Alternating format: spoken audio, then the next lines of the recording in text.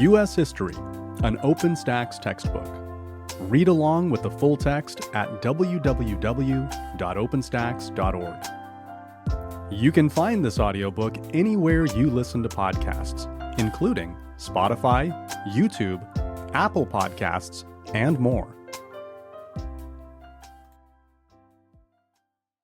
Chapter 3. Creating New Social Orders. Colonial Societies, 1500 to 1700.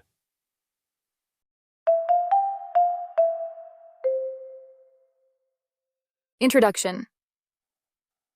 By the mid-17th century, the geopolitical map of North America had become a patchwork of imperial designs and ambitions as the Spanish, Dutch, French, and English reinforced their claims to parts of the land. Uneasiness, punctuated by violent clashes, prevailed in the border zones between the Europeans' territorial claims. Meanwhile, still powerful native peoples waged war to drive the invaders from the continent. In the Chesapeake Bay and New England colonies, conflicts erupted as the English pushed against their native neighbors.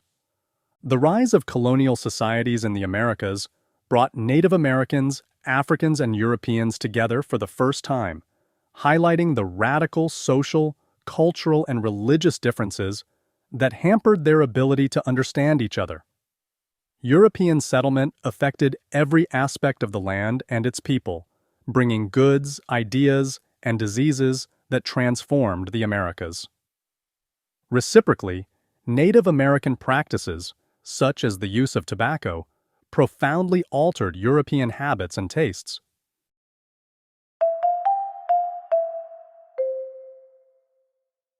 (3.1) Spanish Exploration in Colonial Society. Learning objectives. By the end of this section, you will be able to identify the main Spanish-American colonial settlements of the 1500s and 1600s. Discuss economic, political, and demographic similarities and differences between the Spanish colonies. During the 1500s, Spain expanded its colonial empire to the Philippines in the Far East and to areas in the Americas that later became the United States. The Spanish dreamed of mountains of gold and silver and imagined converting thousands of eager Native Americans to Catholicism. In their vision of colonial society, everyone would know his or her place.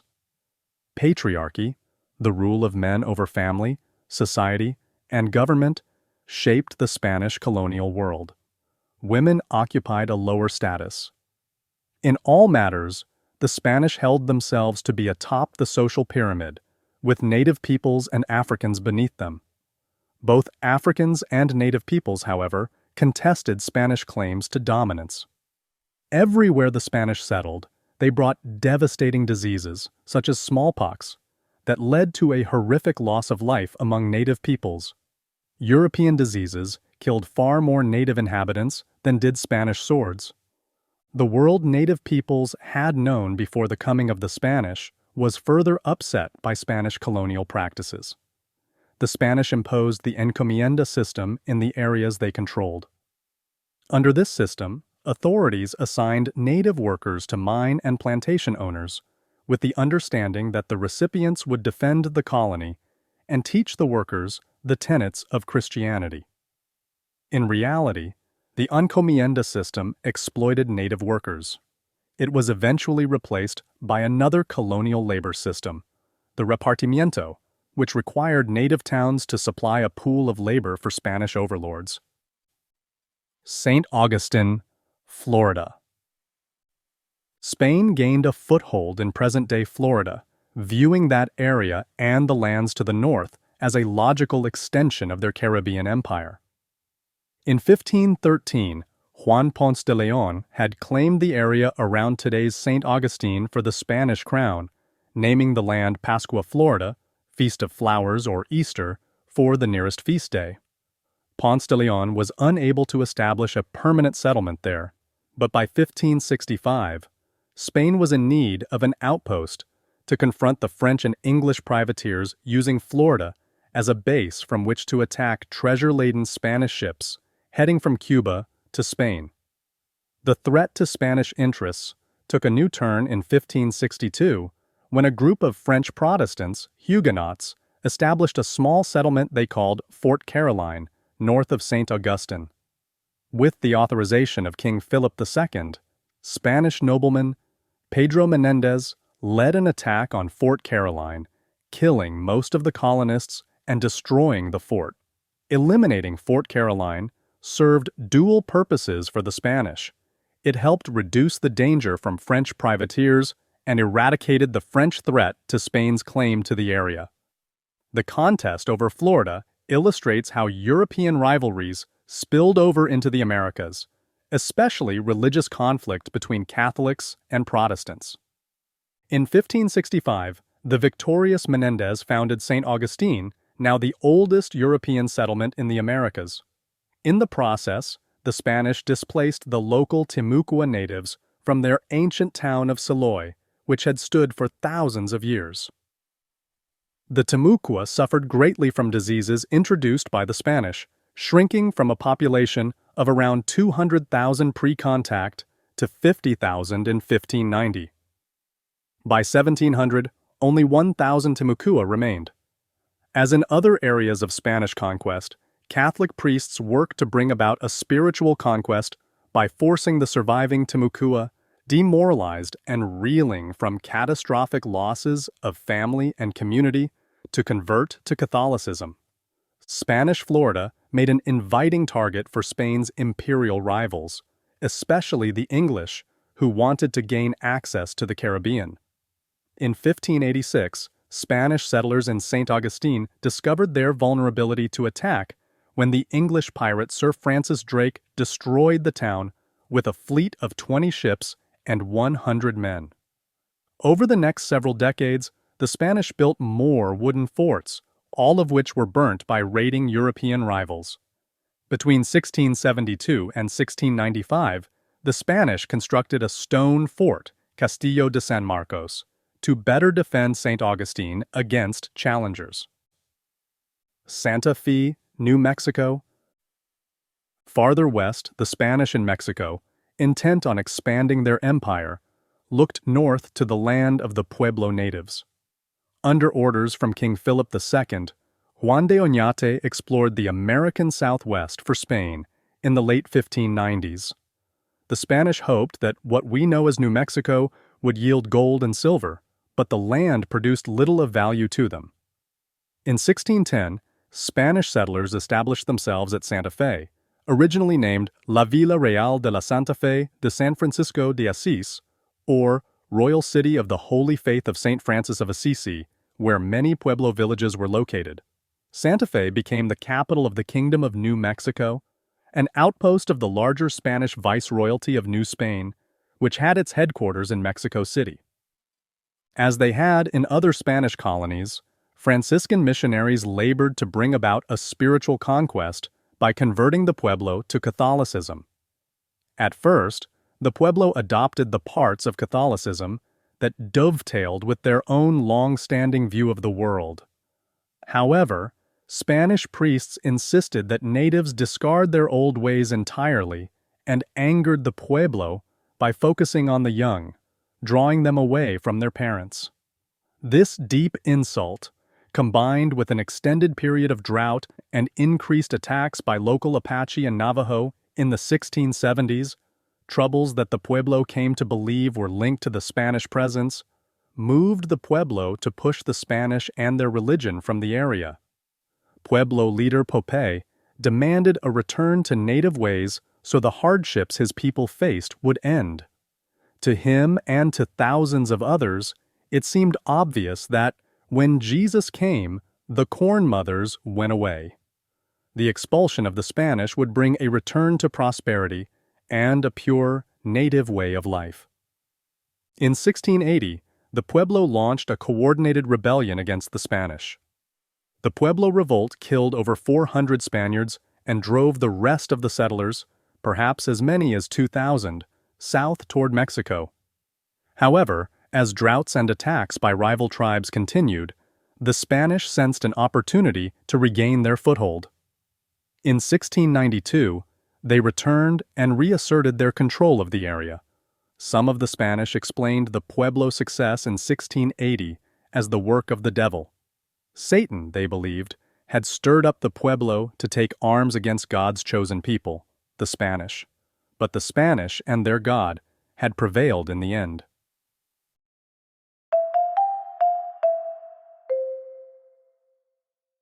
(3.2) Colonial Rivalries. Dutch and French Colonial Ambitions. Learning Objectives. By the end of this section, you will be able to compare and contrast the development and character of the French and Dutch colonies in North America. Discuss the economies of the French and Dutch colonies in North America. 17th century French and Dutch colonies in North America were modest in comparison to Spain's colossal global empire. New France and New Netherland remained small commercial operations focused on the fur trade and did not attract an influx of migrants. The Dutch in New Netherland confined their operations to Manhattan Island, Long Island, the Hudson River Valley, and what later became New Jersey. Dutch trade goods circulated widely among the native peoples in these areas and also traveled well into the interior of the continent along pre-existing native trade routes. French habitants, or farmer settlers, eked out an existence along the St. Lawrence River. French fur traders and missionaries, however, ranged far into the interior of North America, exploring the Great Lakes region and the Mississippi River. These pioneers gave France somewhat inflated imperial claims to lands that nonetheless remained firmly under the dominion of native peoples. Fur trading in New Netherland. The Dutch Republic emerged as a major commercial center in the 1600s. Its fleets plied the waters of the Atlantic, while other Dutch ships sailed to the Far East, returning with prized spices like pepper to be sold in the bustling ports at home, especially Amsterdam. In North America, Dutch traders established themselves first on Manhattan Island. One of the Dutch directors general of the North American settlement, Peter Stuyvesant, served from 1647 to 1664. He expanded the fledgling outpost of New Netherland east to present-day Long Island and for many miles north along the Hudson River. The resulting elongated colony served primarily as a fur trading post, with the powerful Dutch West India Company controlling all commerce. Fort Amsterdam, on the southern tip of Manhattan Island, defended the growing city of New Amsterdam. In 1655, Stuyvesant took over the small outpost of New Sweden along the banks of the Delaware River in present-day New Jersey, Pennsylvania, and Delaware. He also defended New Amsterdam from Native American attacks by ordering enslaved Africans to build a protective wall on the city's northeastern border, giving present-day Wall Street its name. New Netherland failed to attract many Dutch colonists. By 1664, only 9,000 people were living there. Conflict with native peoples, as well as dissatisfaction with the Dutch West India Company's trading practices, made the Dutch outpost an undesirable place for many migrants. The small size of the population meant a severe labor shortage, and to complete the arduous tasks of early settlement, the Dutch West India Company imported some 450 enslaved Africans between 1626 and 1664. The company had involved itself heavily in the slave trade, and in 1637 captured Elmina, the slave trading post on the west coast of Africa, from the Portuguese. The shortage of labor also meant that New Netherland welcomed non-Dutch immigrants, including Protestants from Germany, Sweden, Denmark, and England, and embraced a degree of religious tolerance, allowing Jewish immigrants to become residents beginning in the 1650s. Thus, a wide variety of people lived in New Netherland from the start. Indeed, one observer claimed 18 different languages could be heard on the streets of New Amsterdam. As new settlers arrived, the colony of New Netherland stretched farther to the north and the west. The Dutch West India Company found the business of colonization in New Netherland to be expensive. To share some of the costs, it granted Dutch merchants who invested heavily in it patroonships, or large tracts of land and the right to govern the tenants there. In return, the shareholder who gained the patroonship promised to pay for the passage of at least 30 Dutch farmers to populate the colony. One of the largest patroonships was granted to Kiliaan van Rensselaer, one of the directors of the Dutch West India Company. It covered most of present-day Albany and Rensselaer counties. This pattern of settlement created a yawning gap in wealth and status between the tenants, who paid rent, and the wealthy patroons. During the summer trading season, Native Americans gathered at trading posts such as the Dutch site at Beverwyck, present-day Albany, where they exchanged furs for guns, blankets, and alcohol. The furs, especially beaver pelts destined for the lucrative European millinery market, would be sent down the Hudson River to New Amsterdam. There, enslaved laborers or workers would load them aboard ships bound for Amsterdam. Commerce and conversion in New France. After Jacques Cartier's voyages of discovery in the 1530s, France showed little interest in creating permanent colonies in North America until the early 1600s, when Samuel de Champlain established Quebec as a French fur trading outpost. Although the fur trade was lucrative, the French saw Canada as an inhospitable frozen wasteland, and by 1640, fewer than 400 settlers had made their home there. The sparse French presence meant that colonists depended on the local native Algonquian people. Without them, the French would have perished. French fishermen, explorers, and fur traders made extensive contact with the Algonquian. The Algonquian, in turn, tolerated the French because the colonists supplied them with firearms for their ongoing war with the Iroquois. Thus, the French found themselves escalating native wars and supporting the Algonquian against the Iroquois, who received weapons from their Dutch trading partners. These 17th-century conflicts centered on the lucrative trade in beaver pelts, earning them the name of the Beaver Wars. In these wars, fighting between rival native peoples spread throughout the Great Lakes region. A handful of French Jesuit priests also made their way to Canada, intent on converting the native inhabitants to Catholicism. The Jesuits were members of the Society of Jesus, an elite religious order founded in the 1540s to spread Catholicism and combat the spread of Protestantism.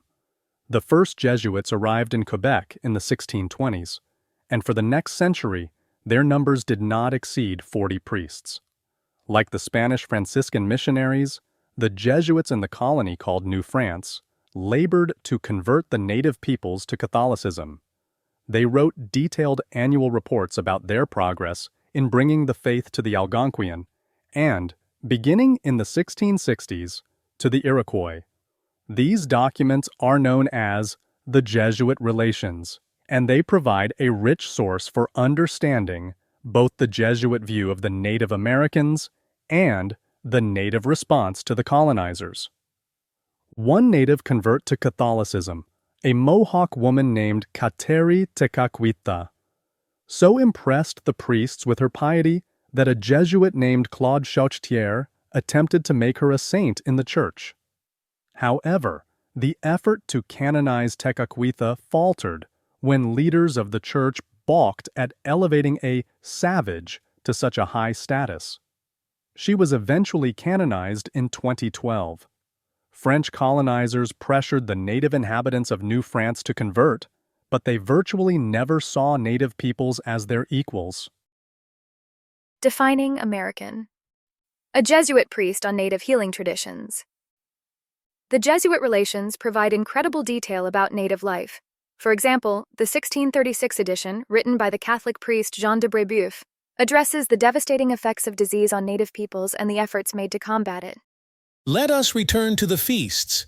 The Aotearoa is a remedy which is only for one particular kind of disease, which they call also Aotearoa, from the name of a little demon as large as the fist, which they say is in the body of the sick man, especially in the part which pains him. They find out that they are sick of this disease by means of a dream or by the intervention of some sorcerer. of three kinds of games especially in use among these peoples, namely the games of cross, lacrosse, dish, and straw. The first two are, they say, most healing. Is not this worthy of compassion? There is a poor sick man, fevered of body and almost dying, and a miserable sorcerer will order for him, as a cooling remedy, a game of cross. Or the sick man himself sometimes will have dreamed that he must die unless the whole country shall play cross for his health. And no matter how little may be his credit, you will see then, in a beautiful field, village contending against village as to who will play cross the better, and betting against one another beaver robes and porcelain collars, so as to excite greater interest. According to this account, how did Native Americans attempt to cure disease? Why did they prescribe a game of lacrosse? What benefits might these games have for the sick?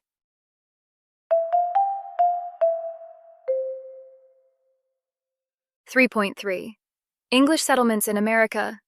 Learning objectives.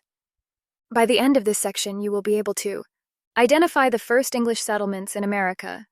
Describe the differences between the Chesapeake Bay colonies and the New England colonies. Compare and contrast the wars between native inhabitants and English colonists in both the Chesapeake Bay and New England colonies. Explain the role of Bacon's Rebellion. At the start of the 17th century, the English had not established a permanent settlement in the Americas. Over the next century, however, they outpaced their rivals. The English encouraged emigration far more than the Spanish, French, or Dutch. They established nearly a dozen colonies, sending swarms of immigrants to populate the land. England had experienced a dramatic rise in population in the 16th century, and the colonies appeared a welcoming place for those who faced overcrowding and grinding poverty at home. Thousands of English migrants arrived in the Chesapeake Bay colonies of Virginia and Maryland to work in the tobacco fields. Another stream, this one of pious Puritan families, sought to live as they believed Scripture demanded and established the Plymouth, Massachusetts Bay, New Haven, Connecticut, and Rhode Island colonies of New England. The diverging cultures of the New England and Chesapeake colonies. Promoters of English colonization in North America, many of whom never ventured across the Atlantic, wrote about the bounty the English would find there. These boosters of colonization hoped to turn a profit, whether by importing raw resources or providing new markets for English goods, and spread Protestantism. The English migrants who actually made the journey, however, had different goals. In Chesapeake Bay, English migrants established Virginia and Maryland with a decidedly commercial orientation. Though the early Virginians at Jamestown hoped to find gold, they and the settlers in Maryland quickly discovered that growing tobacco was the only sure means of making money. Thousands of unmarried, unemployed, and impatient young Englishmen, along with a few English women, pinned their hopes for a better life on the tobacco fields of these two colonies. A very different group of English men and women flocked to the cold climate and rocky soil of New England, spurred by religious motives. Many of the Puritans crossing the Atlantic were people who brought families and children. Often they were following their ministers in a migration beyond the seas, envisioning a new English Israel where Reformed Protestantism would grow and thrive, providing a model for the rest of the Christian world and a counter to what they saw as the Catholic menace. While the English in Virginia and Maryland worked on expanding their profitable tobacco fields, the English in New England built towns focused on the church, where each congregation decided what was best for itself. The Congregational Church is the result of the Puritan enterprise in America.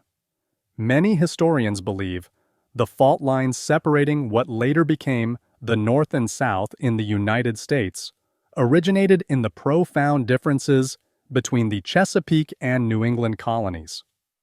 The source of those differences lay in England's domestic problems. Increasingly, in the early 1600s, the English state church, the Church of England, established in the 1530s, demanded conformity or compliance with its practices, but Puritans pushed for greater reforms. By the 1620s, the Church of England began to see leading Puritan ministers and their followers as outlaws, a national security threat because of their opposition to its power. As the noose of conformity tightened around them, many Puritans decided to remove to New England. By 1640, New England had a population of 25,000. Meanwhile, many loyal members of the Church of England who ridiculed and mocked Puritans, both at home and in New England, flocked to Virginia for economic opportunity. The troubles in England escalated in the 1640s when civil war broke out, pitting royalist supporters of King Charles I and the Church of England against parliamentarians, the Puritan reformers, and their supporters in Parliament. In 1649, the parliamentarians gained the upper hand and, in an unprecedented move, executed Charles I. In the 1650s, therefore, England became a republic, a state without a king. English colonists in America closely followed these events. Indeed, many Puritans left New England and returned home to take part in the struggle against the king and the national church. Other English men and women in the Chesapeake colonies and elsewhere in the English Atlantic world looked on in horror at the mayhem the parliamentarians, led by the Puritan insurgents, appeared to unleash in England. The turmoil in England made the administration and imperial oversight of the Chesapeake and New England colonies difficult, and the two regions developed divergent cultures. The Chesapeake colonies, Virginia and Maryland. The Chesapeake colonies of Virginia and Maryland served a vital purpose in the developing 17th-century English Empire by providing tobacco, a cash crop. However, the early history of Jamestown did not suggest the English outpost would survive. From the outset, its settlers struggled both with each other and with the native inhabitants, the powerful Powhatan, who controlled the area. Jealousies and infighting among the English destabilized the colony. One member, John Smith, whose famous map begins this chapter, took control and exercised near-dictatorial powers, which further aggravated the squabbling. The settlers' inability to grow their own food compounded this unstable situation. They were essentially employees of the Virginia Company of London, an English joint stock company in which investors provided the capital and assumed the risk in order to reap the profit, and they had to make a profit for their shareholders as well as for themselves. Most initially devoted themselves to finding gold and silver instead of finding ways to grow their own food. Early struggles and the development of the tobacco economy, poor health, lack of food, and fighting with native peoples took the lives of many of the original Jamestown settlers. The winter of 1609 to 1610, which became known as the Starving Time, came close to annihilating the colony. By June 1610, the few remaining settlers had decided to abandon the area. Only the last-minute arrival of a supply ship from England prevented another failed colonization effort. The supply ship brought new settlers, but only 1,200 of the 7,500 who came to Virginia between 1607 and 1624 survived. By the 1620s, Virginia had weathered the worst and gained a degree of permanence. Political stability came slowly, but by 1619, the fledgling colony was operating under the leadership of a governor, a council, and a house of burgesses. Economic stability came from the lucrative cultivation of tobacco. Smoking tobacco was a long-standing practice among native peoples, and English and other European consumers soon adopted it. In 1614, the Virginia colony began exporting tobacco back to England, which earned it a sizable profit and saved the colony from ruin. A second tobacco colony, Maryland, was formed in 1634, when King Charles I granted its charter to the Calvert family for their loyal service to England.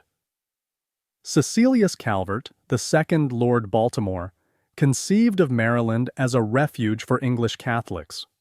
Growing tobacco proved very labor-intensive, and the Chesapeake colonists needed a steady workforce to do the hard work of clearing the land and caring for the tender young plants. The mature leaf of the plant then had to be cured, dried, which necessitated the construction of drying barns. Once cured, the tobacco had to be packaged in hogsheads, large wooden barrels, and loaded aboard ship, which also required considerable labor. To meet these labor demands, early Virginians relied on indentured servants.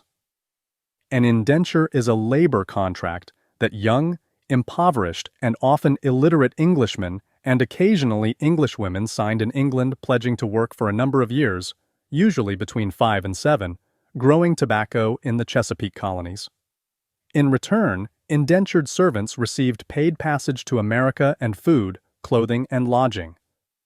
At the end of their indenture, servants received freedom dues, usually food and other provisions, including, in some cases, land provided by the colony. The promise of a new life in America was a strong attraction for members of England's underclass who had few, if any, options at home. In the 1600s, some 100,000 indentured servants traveled to the Chesapeake Bay.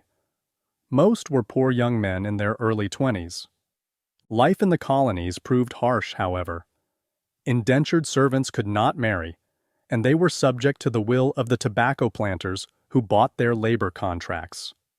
Treated much like property, the contracted servants could be essentially sold or traded among those with means to purchase them. Some contract holders did not feed or house their servants well.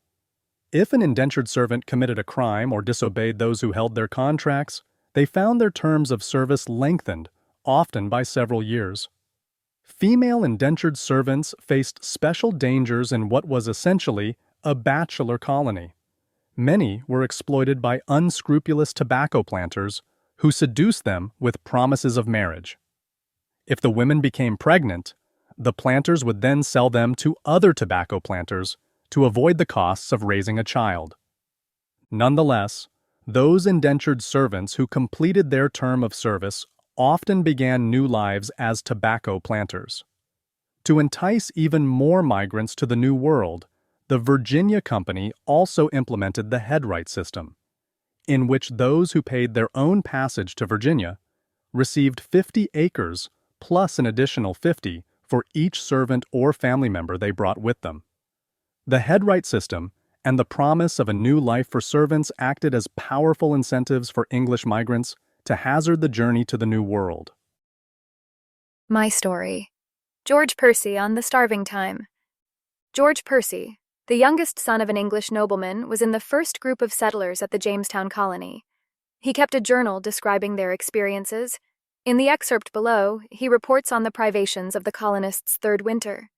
Now all of us at Jamestown, beginning to feel that sharp prick of hunger which no man truly describe, but he which has tasted the bitterness thereof, a world of miseries ensued, as the sequel will express unto you, insomuch that some to satisfy their hunger have robbed the store for the which I caused them to be executed. Then, having fed upon horses and other beasts as long as they lusted, we were glad to make shift with vermin as dogs, cats, rats, and mice. All was fish that came to net to satisfy cruel hunger, as to eat boots, shoes, or any other leather some could come by. And those being spent and devoured, some were enforced to search the woods, and to feed upon serpents and snakes, and to dig the earth for wild and unknown roots, where many of our men were cut off of and slain by the savages. And now famine beginning to look ghastly and pale in every face, that nothing was spared to maintain life and to do those things which seem incredible, as to dig up dead corpses out of graves and to eat them, and some have licked up the blood which has fallen from their weak fellows. George Percy, a true relation of the proceedings and occurrences of moment which have happened in Virginia from the time Sir Thomas Gates shipwrecked upon the Bermudes anno 1609 until my departure out of the country, which was in anno Domini 1612, London 1624. What is your reaction to George Percy's story? How do you think Jamestown managed to survive after such an experience? What do you think the Jamestown colonists learned? The Anglo-Powhatan Wars. By choosing to settle along the rivers on the banks of the Chesapeake, the English unknowingly placed themselves at the center of the Powhatan Empire, a powerful Algonquian confederacy of 30 native groups with perhaps as many as 22,000 people. The territory of the equally impressive Susquehannock people also bordered English settlements at the north end of the Chesapeake Bay. Tensions ran high between the English and the Powhatan, and near-constant war prevailed. The First Anglo-Powhatan War, 1609 to 1614, resulted not only from the English colonists' intrusion onto Powhatan land, but also from their refusal to follow cultural protocol by giving gifts. English actions infuriated and insulted the Powhatan. In 1613, the settlers captured Pocahontas, also called Matawaka, the daughter of a Powhatan headman named Wahunsuna Cook, and gave her in marriage to Englishman John Rolfe. Their union, and her choice to remain with the English, helped quell the war in 1614. Pocahontas converted to Christianity, changing her name to Rebecca, and sailed with her husband and several other Powhatan to England, where she was introduced to King James I. Promoters of colonization publicized Pocahontas as an example of the good work of converting the Powhatan to Christianity. Peace in Virginia did not last long. The Second Anglo-Powhatan War, 1620s, broke out because of the expansion of the English settlement nearly 100 miles into the interior, and because of the continued insults and friction caused by English activities. The Powhatan attacked in 1622 and succeeded in killing almost 350 English, about a third of the settlers. The English responded by annihilating every Powhatan village around Jamestown, and from then on became even more intolerant. The Third Anglo-Powhatan War, 1644 to 1646, began with a surprise attack in which the Powhatan killed around 500 English colonists. However, their ultimate defeat in this conflict forced the Powhatan to acknowledge King Charles I as their sovereign. The Anglo-Powhatan Wars, spanning nearly 40 years, illustrate the degree of native resistance that resulted from English intrusion into the Powhatan Confederacy. The rise of slavery in the Chesapeake Bay colonies. The transition from indentured servitude to slavery as the main labor source for some English colonies happened first in the West Indies. On the small island of Barbados, colonized in the 1620s, English planters first grew tobacco as their main export crop, but in the 1640s, they converted to sugarcane and began increasingly to rely on African enslaved people. In 1655, England wrested control of Jamaica from the Spanish and quickly turned it into a lucrative sugar island, run on forced labor for its expanding empire.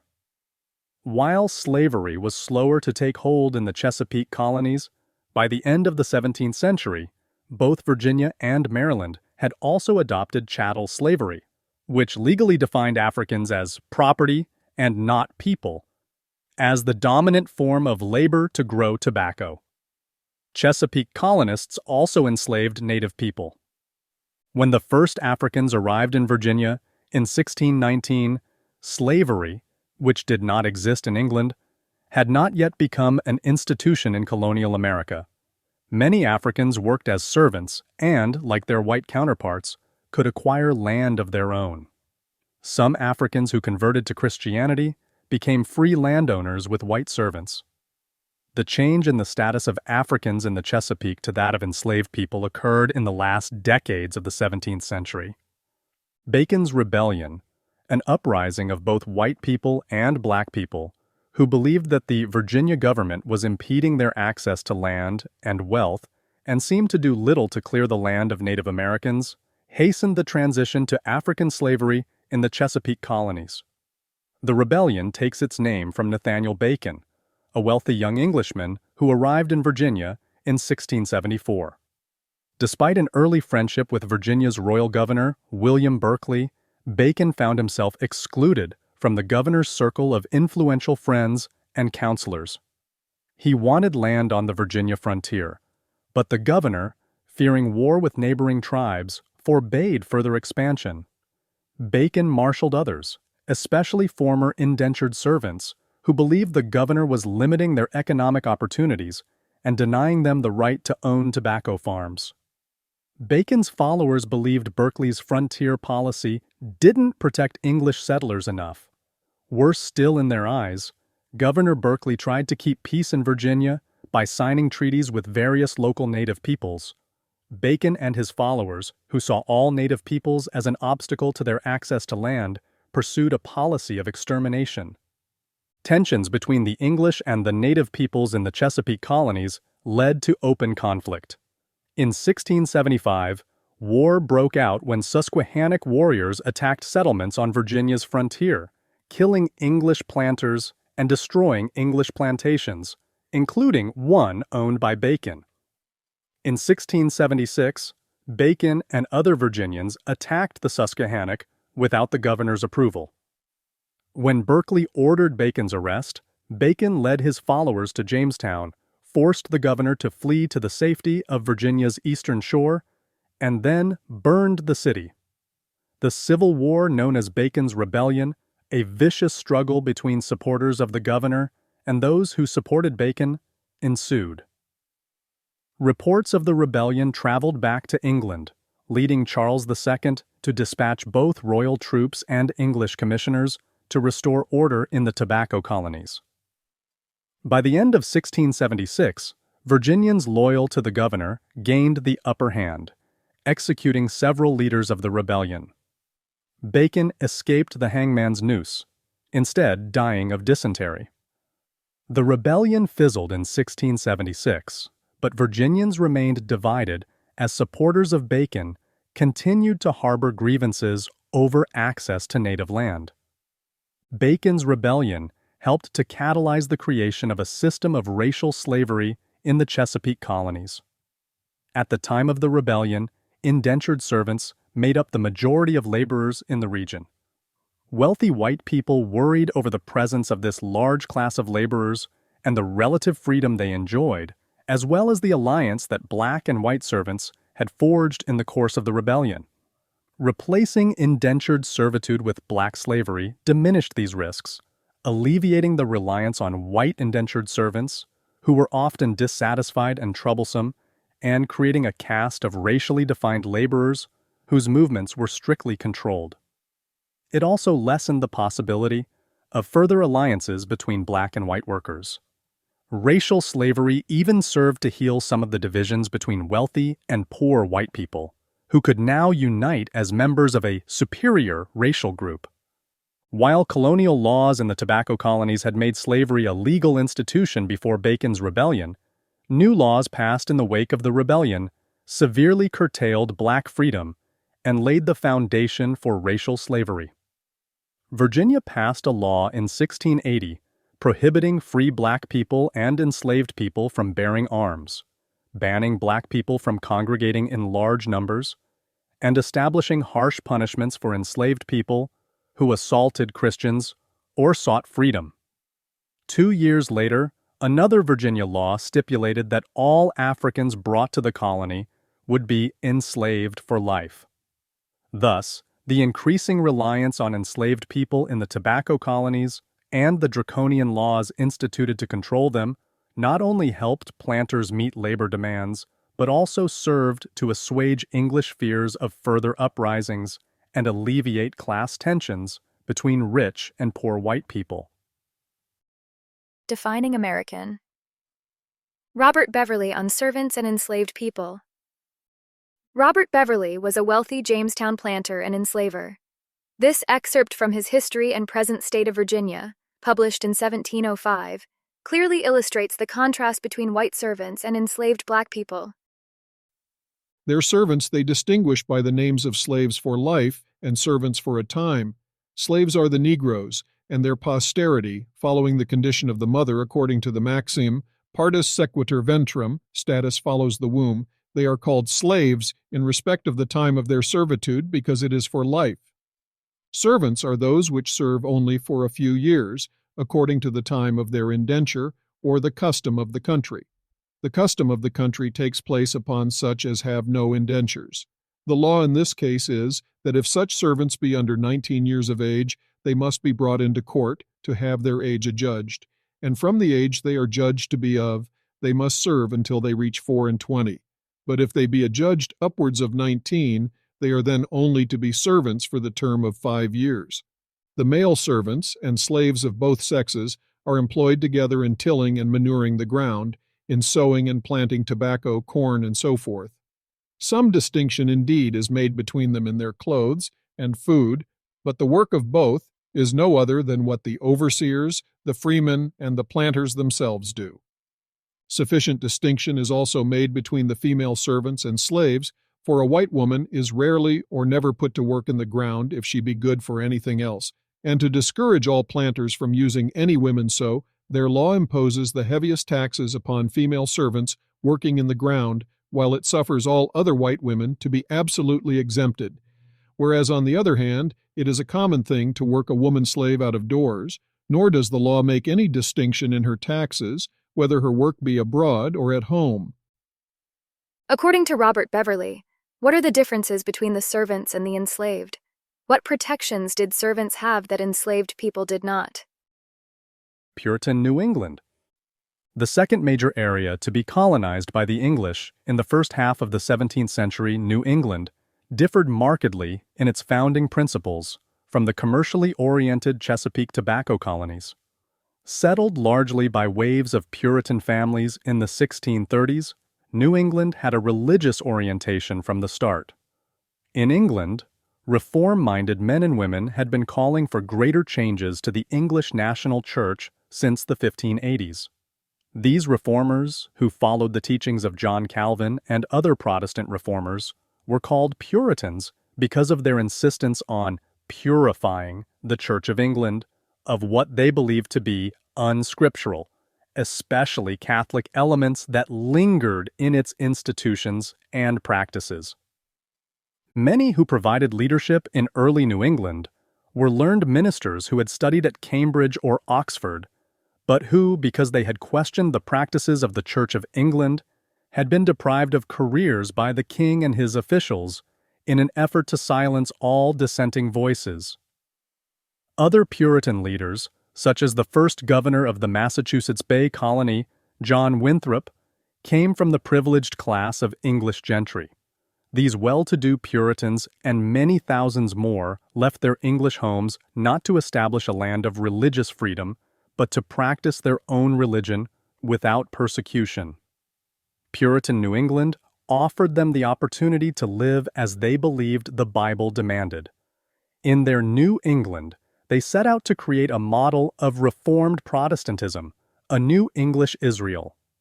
The conflict generated by Puritanism had divided English society because the Puritans demanded reforms that undermined the traditional festive culture. For example, they denounced popular pastimes like bear baiting, letting dogs attack a chained bear, which were often conducted on Sundays when people had a few leisure hours. In the culture where William Shakespeare had produced his masterpieces, Puritans called for an end to the theater, censoring playhouses as places of decadence. Indeed, the Bible itself became part of the struggle between Puritans and James I, who headed the Church of England. Soon after ascending the throne, James commissioned a new version of the Bible in an effort to stifle Puritan reliance on the Geneva Bible, which followed the teachings of John Calvin and placed God's authority above the monarch's. The King James Version, published in 1611, instead emphasized the majesty of kings. During the 1620s and 1630s, the conflict escalated to the point where the state church prohibited Puritan ministers from preaching. In the church's view, Puritans represented a national security threat because their demands for cultural, social, and religious reforms undermined the king's authority. Unwilling to conform to the Church of England, many Puritans found refuge in the New World. Yet those who emigrated to the Americas were not united. Some called for a complete break with the Church of England, while others remained committed to reforming the national church. Plymouth, the first Puritan colony. The first group of Puritans to make their way across the Atlantic was a small contingent known as the Pilgrims. Unlike other Puritans, they insisted on a complete separation from the Church of England and had first migrated to the Dutch Republic in Europe seeking religious freedom. Although they found they could worship without hindrance there, they grew concerned that they were losing their Englishness as they saw their children begin to learn the Dutch language and adopt Dutch ways. In addition, the English Pilgrims, and others in Europe, feared another attack on the Dutch Republic by Spain. Therefore, in 1620, they moved on to found the Plymouth colony in present-day Massachusetts. The governor of Plymouth, William Bradford, was a separatist, a proponent of complete separation from the English state church. Bradford and the other Pilgrim separatists represented a major challenge to the prevailing vision of a unified English national church and empire. On board the Mayflower, which was bound for Virginia but landed on the tip of Cape Cod, Bradford and 40 other adult men signed the Mayflower Compact, which presented a religious, rather than an economic, rationale for colonization. The compact expressed a community ideal of working together. When a larger exodus of Puritans established the Massachusetts Bay Colony in the 1630s, the Pilgrims at Plymouth welcomed them and the two colonies cooperated with each other. Different labor systems also distinguished early Puritan New England from the Chesapeake colonies. Puritans expected young people to work diligently at their calling, and all members of their large families, including children, did the bulk of the work necessary to run homes, farms, and businesses. Very few migrants came to New England as laborers. In fact, New England towns protected their disciplined homegrown workforce by refusing to allow outsiders in, assuring their sons and daughters of steady employment. New England's labor system produced remarkable results, notably a powerful maritime-based economy with scores of ocean-going ships and the crews necessary to sail them.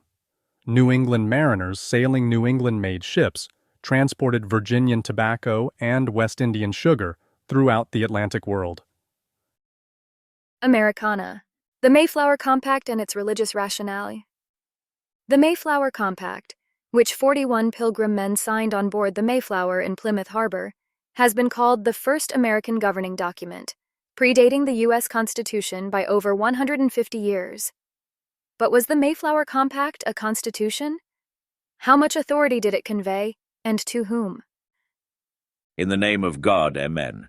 We, whose names are underwritten, the loyal subjects of our dread sovereign Lord King James, by the grace of God of Great Britain, France, and Ireland, King, Defender of the Faith, etc., having undertaken for the glory of God and advancements of the Christian faith and honour of our King and country a voyage to plant the first colony in the northern parts of Virginia, do by these presents, solemnly and mutually in the presence of God and one another, covenant and combine ourselves together into a civil body politic, for our better ordering and preservation and furtherance of the ends aforesaid, and by virtue hereof to enact, constitute, and frame such just and equal laws, ordinances, acts, constitutions, and offices, from time to time, as shall be thought most meet and convenient for the general good of the colony, unto which we promise all due submission and obedience.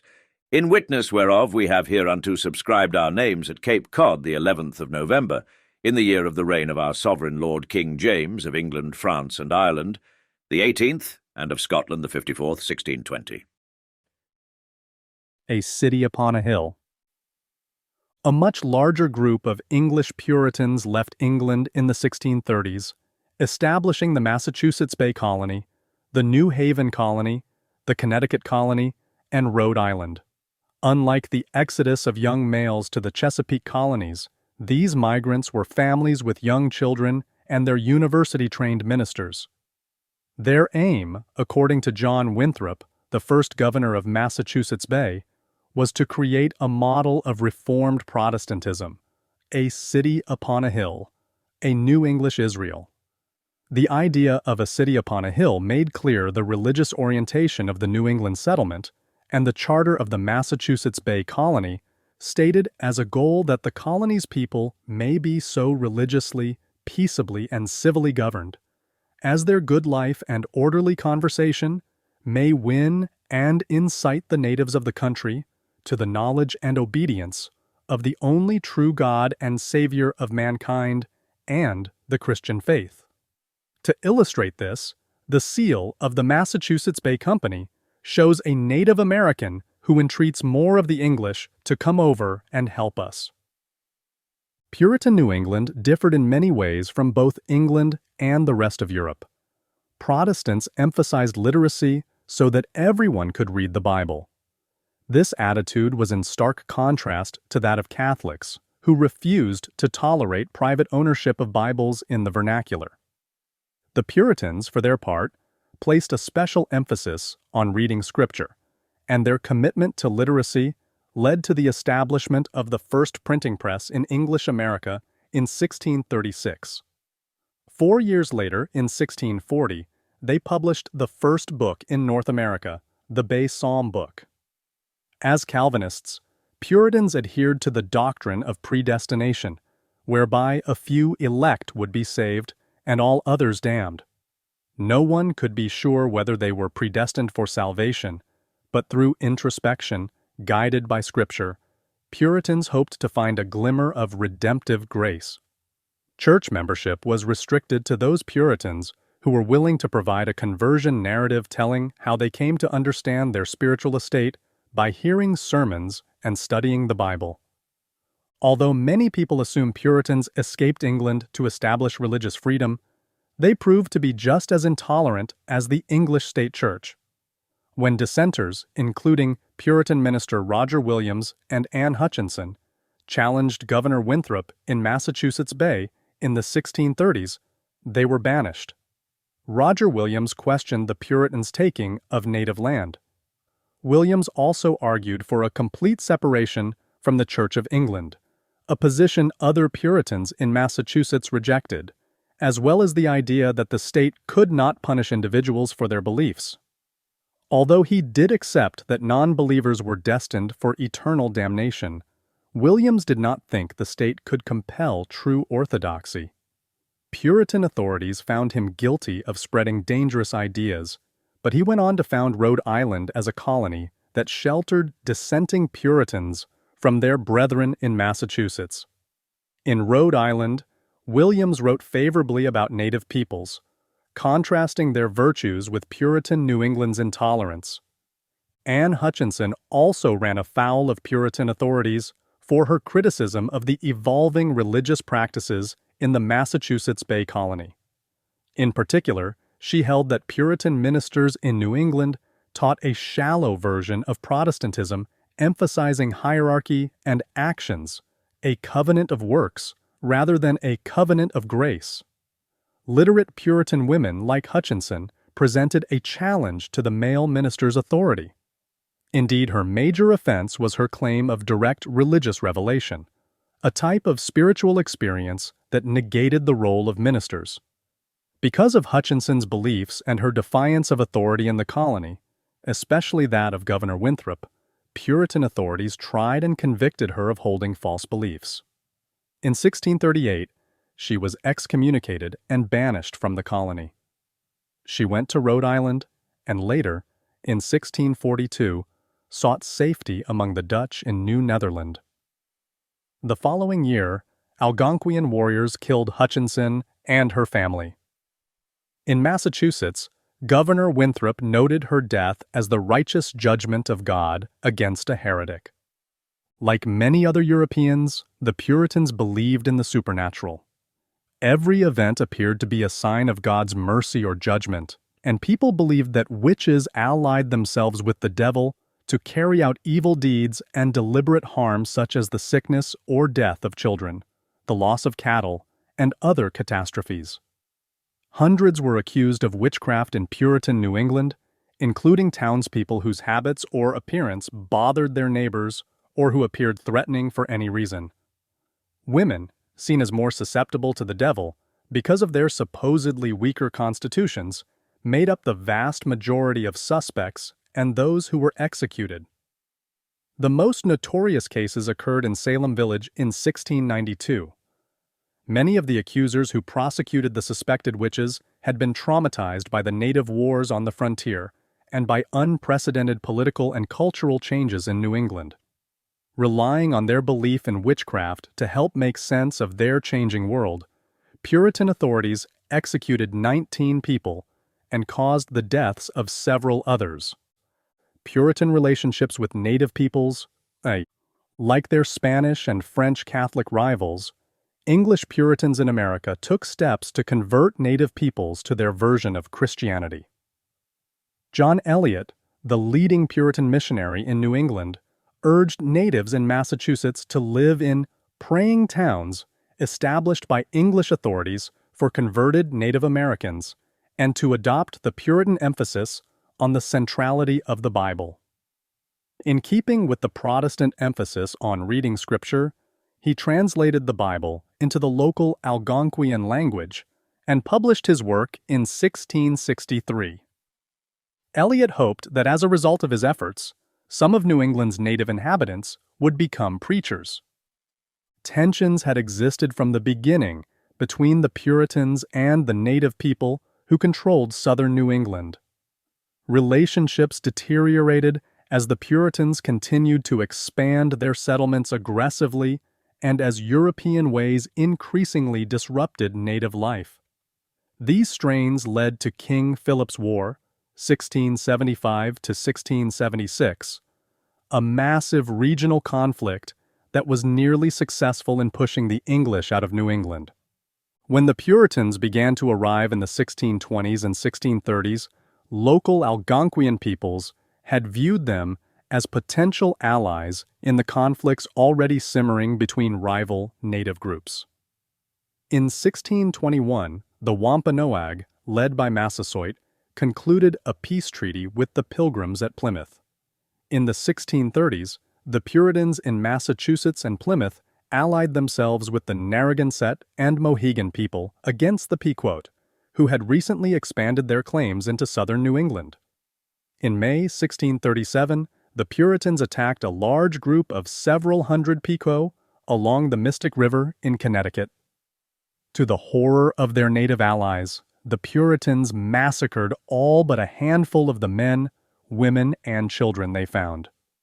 By the mid-17th century, the Puritans had pushed their way further into the interior of New England, establishing outposts along the Connecticut River Valley. There seemed no end to their expansion. Wampanoag leader Metacom or Metacomet, also known as King Philip among the English, was determined to stop the encroachment. The Wampanoag, along with the Nipmuc, Pocumtuck, and Narragansett, took up arms to drive the English from the land. In the ensuing conflict, called King Philip's War, native forces succeeded in destroying half of the frontier Puritan towns. However, in the end, the English, aided by Mohegans and Christian Native Americans, prevailed and sold many captives into slavery in the West Indies. The severed head of King Philip was publicly displayed in Plymouth. The war also forever changed the English perception of native peoples. From then on, Puritan writers took great pains to vilify the native people as bloodthirsty savages. A new type of racial hatred became a defining feature of native English relationships in the Northeast. My story. Mary Rowlandson's captivity narrative. Mary Rowlandson was a Puritan woman whom native tribes captured and imprisoned for several weeks during King Philip's War. After her release, she wrote, "The Narrative of the Captivity and the Restoration of Mrs. Mary Rowlandson," which was published in 1682.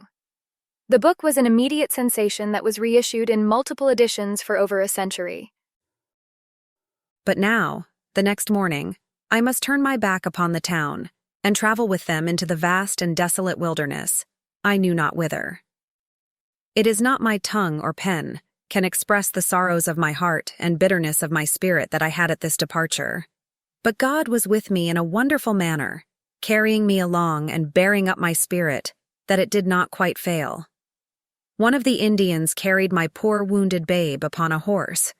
It went moaning all along, "I shall die, I shall die." I went on foot after it, with sorrow that cannot be expressed. At length I took it off the horse and carried it in my arms till my strength failed, and I fell down with it.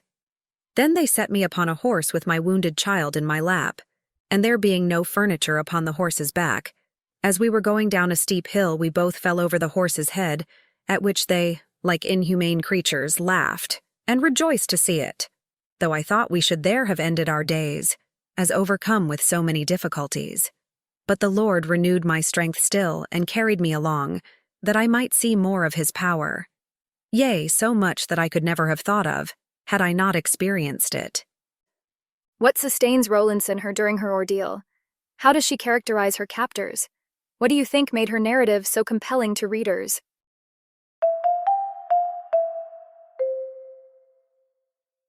(3.4) The Impact of Colonization. Learning objectives. By the end of this section, you will be able to explain the reasons for the rise of slavery in the American colonies, describe changes to native life, including warfare and hunting, contrast European and Native American views on property, assess the impact of European settlement on the environment. As Europeans moved beyond exploration and into colonization of the Americas, they brought changes to virtually every aspect of the land and its people, from trade and hunting to warfare and personal property. European goods, ideas, and diseases shaped the changing continent. As Europeans established their colonies, their societies also became segmented and divided along religious and racial lines. Most people in these societies were not free.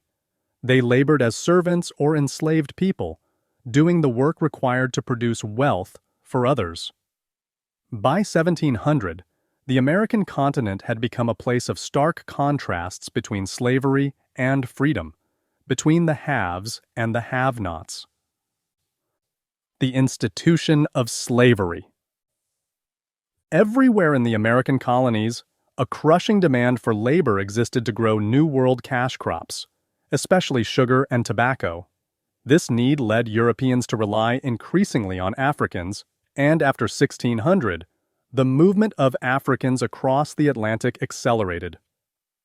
The English crown chartered the Royal African Company in 1672, giving the company a monopoly over the transport of enslaved African people to the English colonies.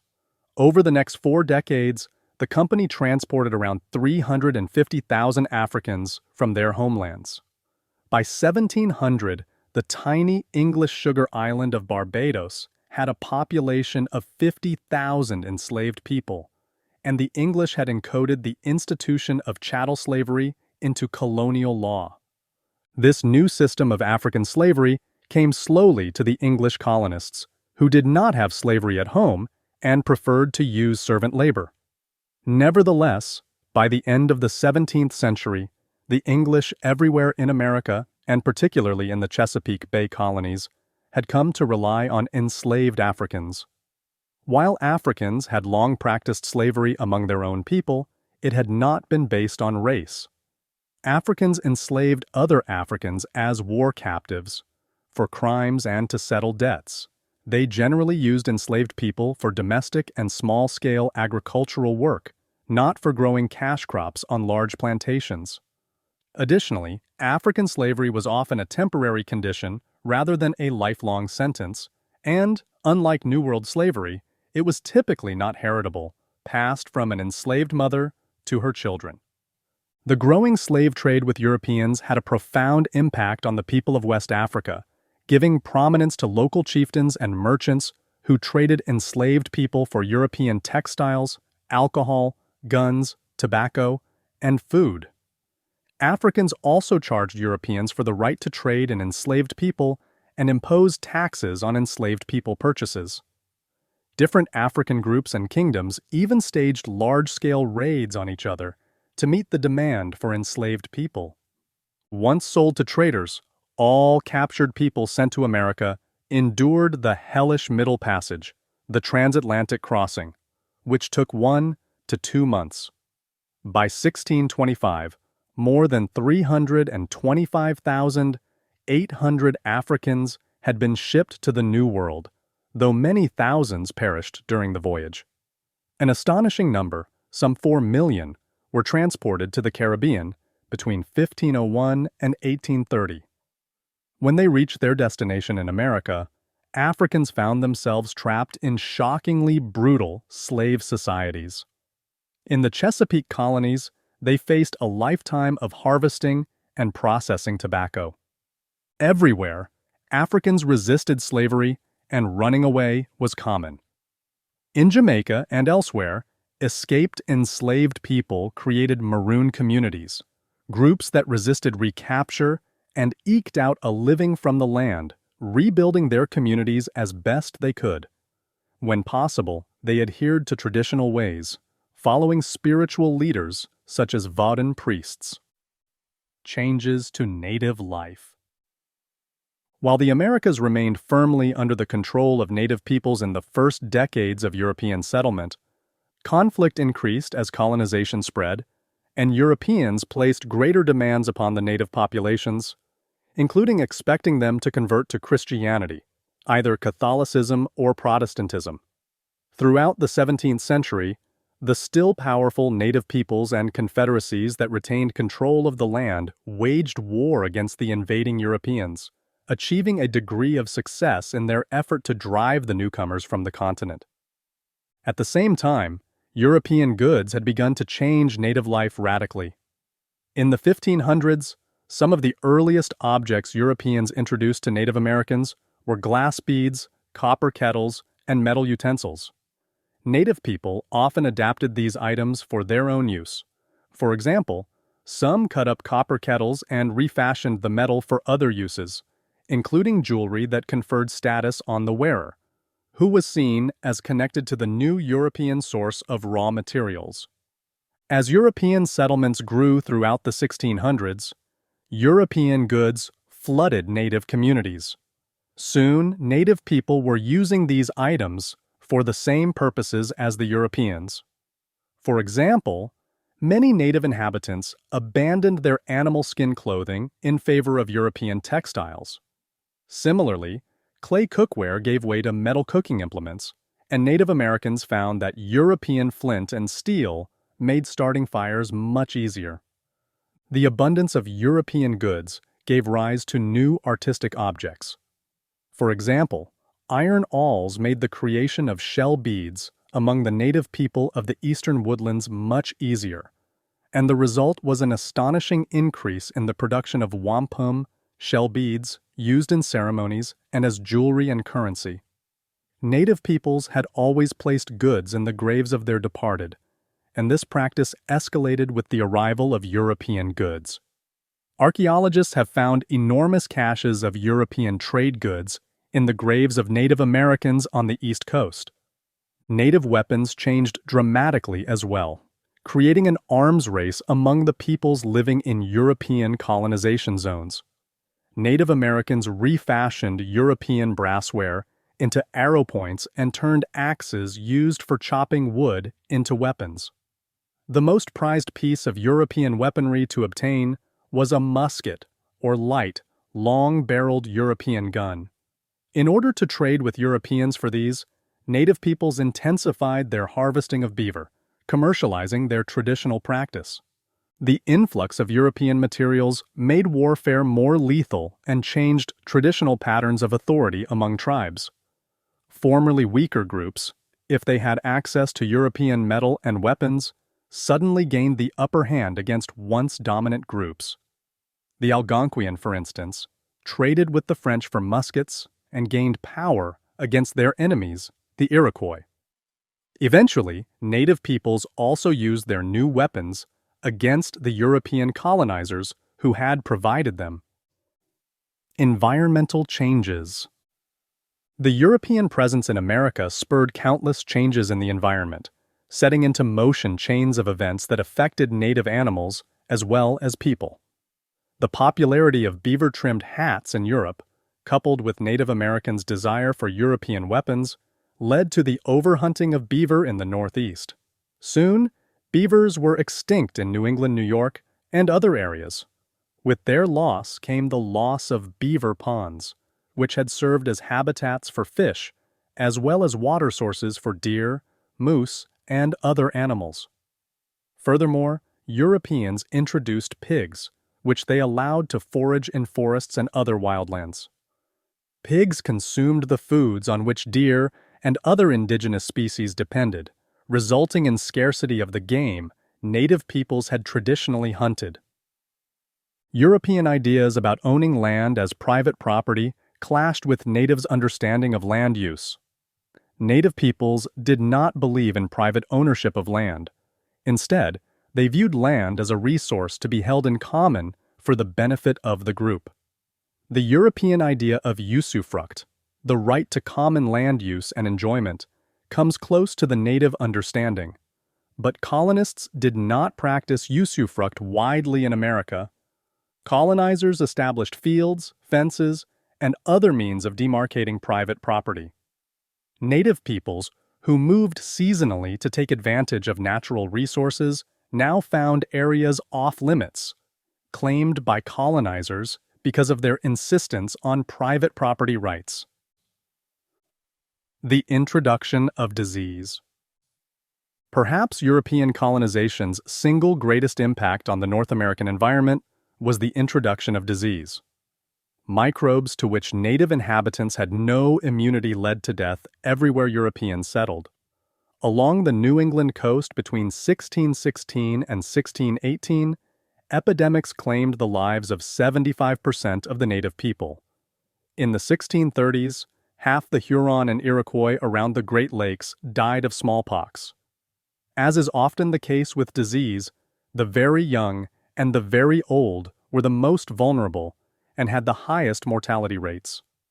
The loss of the older generation meant the loss of knowledge and tradition, while the death of children only compounded the trauma, creating devastating implications for future generations. Some native peoples perceived disease as a weapon used by hostile spiritual forces, and they went to war to exorcise the disease from their midst. These mourning wars in eastern North America were designed to gain captives who would either be adopted, re-quickened as a replacement for a deceased loved one, or ritually tortured and executed to assuage the anger and grief caused by loss. The cultivation of plants. European expansion in the Americas led to an unprecedented movement of plants across the Atlantic. A prime example is tobacco, which became a valuable export as the habit of smoking, previously unknown in Europe, took hold. Another example is sugar. Columbus brought sugarcane to the Caribbean on his second voyage in 1494, and thereafter a wide variety of other herbs, flowers, seeds, and roots made the transatlantic voyage. Just as pharmaceutical companies today scour the natural world for new drugs, Europeans traveled to America to discover new medicines. The task of cataloging the new plants found there helped give birth to the science of botany. Early botanists included the English naturalist Sir Hans Sloane, who traveled to Jamaica in 1687, and there recorded hundreds of new plants. Sloane also helped popularize the drinking of chocolate, made from the cacao bean in England. Native Americans, who possessed a vast understanding of local New World plants and their properties, would have been a rich source of information for those European botanists seeking to find and catalog potentially useful plants. Enslaved Africans, who had a tradition of the use of medicinal plants in their native land, adapted to their new surroundings by learning the use of New World plants through experimentation or from the native inhabitants. Native peoples and Africans employed their knowledge effectively within their own communities. One notable example was the use of the peacock flower to induce abortions. Native American and enslaved African women living in oppressive colonial regimes are said to have used this herb to prevent the birth of children into slavery. Europeans distrusted medical knowledge that came from African or native sources, however, and thus lost the benefit of this source of information. This has been U.S. History from OpenStax. OpenStax textbooks and this free audiobook are covered under a Creative Commons license. The full text is available at www.openstax.org. This project was made possible by CC ECHO, the California Consortium for Equitable Change in Hispanic Serving Institutions, Open Education Resources. You can learn more about CC ECHO by visiting the link in this episode's show notes. You can find this audiobook anywhere you listen to podcasts, including Spotify, YouTube, Apple Podcasts, and more. Instructors can even download a course shell to embed these recordings in Canvas courses. Learn more by visiting www.openaudio.us. Did you find this audiobook helpful? If so, let us know by leaving a comment and sharing this recording with a colleague or a friend.